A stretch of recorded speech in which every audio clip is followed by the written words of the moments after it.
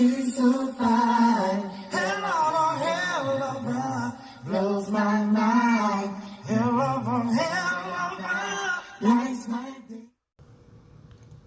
What's good, guys? Today is Wednesday, December the 22nd, 2021. This story is coming out of Renton, Washington. For whatever reason, I rarely have a story from Washington State. But this one is a strange one. And I want to thank Marie722 for sending this story to me. Now, this particular article is coming from the Chronicle. Came out 2 days ago. Teenage girls found dead in Renton home likely died several days before their father, police say. A Renton man may have been alive up to 5 days after his 2 teenage daughters died before the bodies of all 3 were found in their apartment last Saturday, police said. While it could be months before the causes of death are known, that timeline could help shed light on what happened in the apartment Manuel Gil shared with his daughters.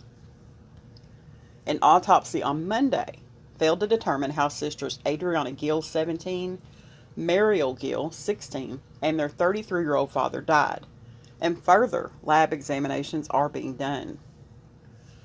Renton police said it appears the girls died around December the 5th, and their father died around December the 10th, 1 day before their bodies were found by their landlord. However, Detective Robert Onishi said environmental conditions could have affected that timeline because the interior of the apartment was warm when the bodies were discovered. A timeline doesn't necessarily tell officials who was responsible, Onishi said. Investigators are looking closely at all possibilities, but further answers most likely will come from the King County Medical Examiner's Office when they release the toxicology report and announce the official cause of death. The girl's mother, Betsy Alvarado, who lives in Everett, said the medical examiner's office gave her a similar timeline for the deaths. The office declined to confirm the timeline estimate to the Seattle Times.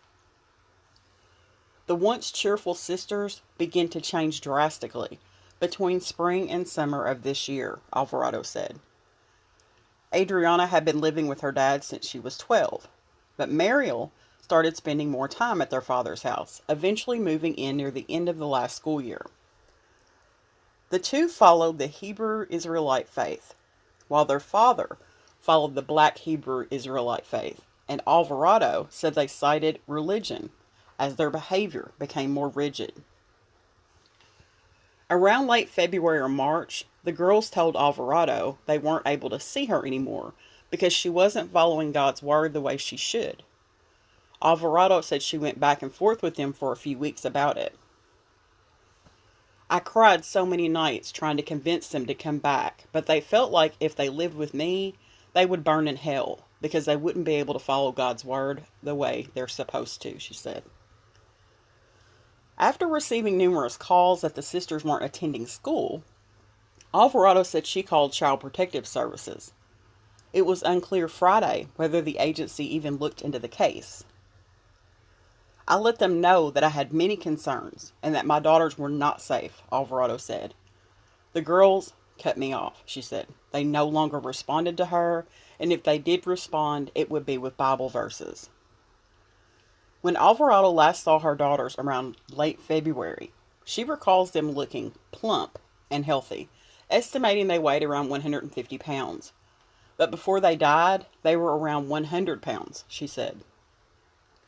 I just want justice, Alvarado said. Alvarado had gone to the apartment with Renton police on December the 10th because she was concerned after not hearing from her daughters recently. They knocked on the door, but nobody answered. The next day, landlord Carlo Papini went inside the unit to check on his tenants and found Adriana and Mariel's bodies on the first floor, wrapped in large blankets. It was like they went to sleep and they never woke up, she told the Times. Police were summoned and officers found the body of their father in one of the upstairs bedrooms. The two had their entire lives ahead of them, Alvarado's sister-in-law, Jessica Alvarado, wrote on a GoFundMe page to support Adriana and Mariel's family. This news has devastated the entire family as we cherish them. Both girls were daughters, sisters, cousins, and nieces to us. Now, this story came from People magazine, and it came out yesterday. And it's titled, Two Sisters and Father Were Found Dead in His Home as Mother Who'd Raised Concerns Seeks Answers. But it has a little bit of a different story. A Washington man with extreme religious beliefs and his two teenage daughters were found dead inside his apartment, leaving their mother to pick up the pieces and find out what led to their mysterious deaths. On Saturday, December the 11th, at about 10:48 a.m., police in Renton, responding to a call from the owner of a rental property who had inspected his unit, discovered the dead bodies of three people, later identified as sisters, Adriana Gil, 17, and Mariel Gil, 16, and their father, Manuel Gil, 33, police say. The girl's mother, Betsy Alvarado, was floored when she heard the news. "I couldn't believe it," she told KOMONews. "Someone called me and told me, and it didn't really register what they were saying." Detectives and a team from the King County Medical Examiner's Office searched the apartment, but no determination and cause of manner of these deaths have been made. Police estimate the sisters may have died on December the 5th and the father on the 10th. No obvious mechanism of death. Further lab testing needs to be done to determine the cause and manner of death. Authorities will know more once the toxicology report is released. That still might not tell us the whole story of how this came about, Detective Onishi says. Brainwashed by religious sect? As police continue to investigate, Alvarado is mourning the loss of her daughters and searching for answers about what happened. She is wondering whether her ex-husband's extreme beliefs played a part in their deaths. The sisters followed the Hebrew Israelite faith, but her ex-husband was part of an extremist fringe of the Black Hebrew Israelites. Some sects of the religion are classified as a hate group by the Anti-Defamation League. They were being brainwashed by what they were calling a religion, but must be a cult, Alvarado told KOMOnews. Adriana had lived with her father since she was 12, while Mariel moved in with him in June. Over the past 2 years, Alvarado says she watched helplessly as her daughters began to change the way they dressed, what they ate, and how they acted. She said the girls lost about 50 pounds each, while living with their father, and weighed about 100 pounds when they died. Everything just seemed to keep on progressing and getting more extreme and more extreme, she says. Alvarado says she was devastated when the girls told her they couldn't spend time with her or live with her because of their religious beliefs. Unable to see her daughters for nearly a year, Alvarado says she then called CPS about the situation. "I told them they don't go outside, they don't have friends, something's going on in that house." Alvarado brought the police with her to the apartment on December 10th to check on the girls, but got no answer. The following day, the landlord went into the apartment to check on the girls and found them on the floor wrapped in blankets. "I want justice," Alvarado says. In a GoFundMe page set up to support Adriana and Mariel's family, Alvarado's sister-in-law Jessica Alvarado wrote that the news of their deaths devastated the entire family. "My two beautiful nieces passed away due to unknown causes on December the 11th, 2021. They were loved deeply and cherished by the whole family. They had their whole lives ahead of them.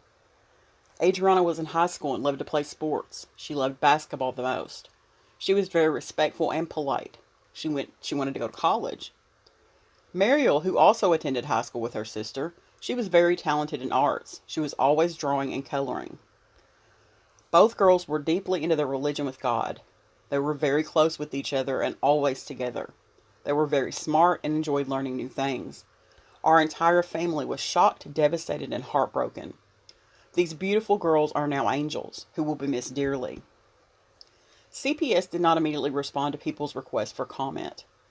Anyone with information about the case is asked to contact the Renton Police at 425-430-7500. Okay, this is the GoFundMe page. It says help raise for Adriana and Mariel Gil. They have a goal of $40,000.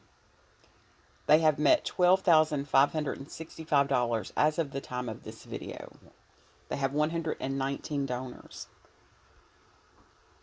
And it was created 6 days ago.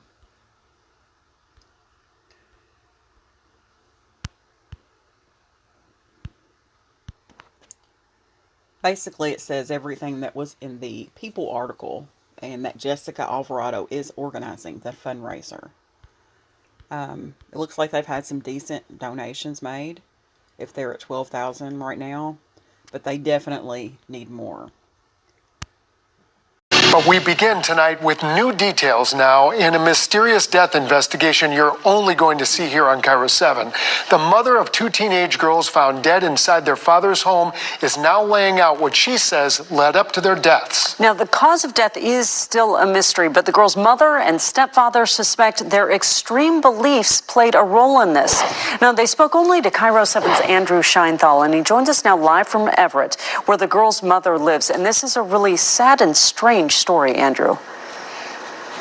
It certainly is. You know, it's about 2 years ago or so when their mother says she started to realize her daughters started to take on their father's religious beliefs. At first, they didn't think much of it, but those beliefs started to become more and more extreme. And now she's wondering if that played a role in their death. This was the day that I was teaching her to drive. Betsy Alvarado can't help but smile when she thinks of her daughters, 17-year-old Adriana and 16-year-old Mariel. They were amazing. But all she has now are photos and memories. Last time we hung out was actually that picture. Her daughters were found dead inside their father's Renton home this past weekend. His body found alongside them. Alvarado identifies him as 33-year-old Manuel Gil. How or why they died remains a mystery. Police say there's no evidence of foul play, forced entry into the home, carbon monoxide poisoning, or drug use. All I do all day is try to put things together. But Alvarado and the girl's stepfather have their own theory. They've been being brainwashed by what they were calling their religion, but must be a cult. Alvarado says her former husband was following an extreme version of the Black Hebrew Israelites. The Anti-Defamation League classifies some sects of the religion as a hate group. From the clothes they wore to their diet and even behavior, the girl's stepfather could see over the last 2 years how their lives started to change. Everything just seemed to just keep on progressing and getting more extreme and more extreme. Things became so extreme that Alvarado says she didn't spend any quality time with her daughters for the last 10 months. She says when she tried to warn the state, I told CPS this. I told them that they don't go outside. They don't have friends. Something's going on in that house. But nothing happened. Now the two of them have lost both girls and their father. And while they don't know how they died, they can't help but think their extreme beliefs played a role. So we're going to be just sitting in limbo, trying to figure out, what happened. And police are still trying to piece together this investigation, so they're asking anyone who might have any information behind their deaths to contact authorities. We're live in Everett tonight. I'm Andrew Scheinthal, Cairo 7 News. In regards to this case, I guess I have questions. Definitely more questions than answers. My first question would be, why did the daughter go to live with this father at the age of 12? Was this a court-ordered thing? And the same with the younger daughter. Why did she leave in June to go live with her father? And especially if you know that the father is in this extremist group. That'd be my first question. Because I would fight tooth and nail to not let that happen.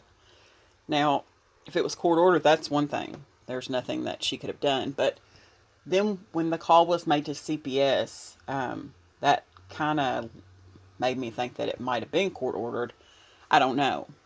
But I'm interested to see what CPS did when they went there. And if they went there.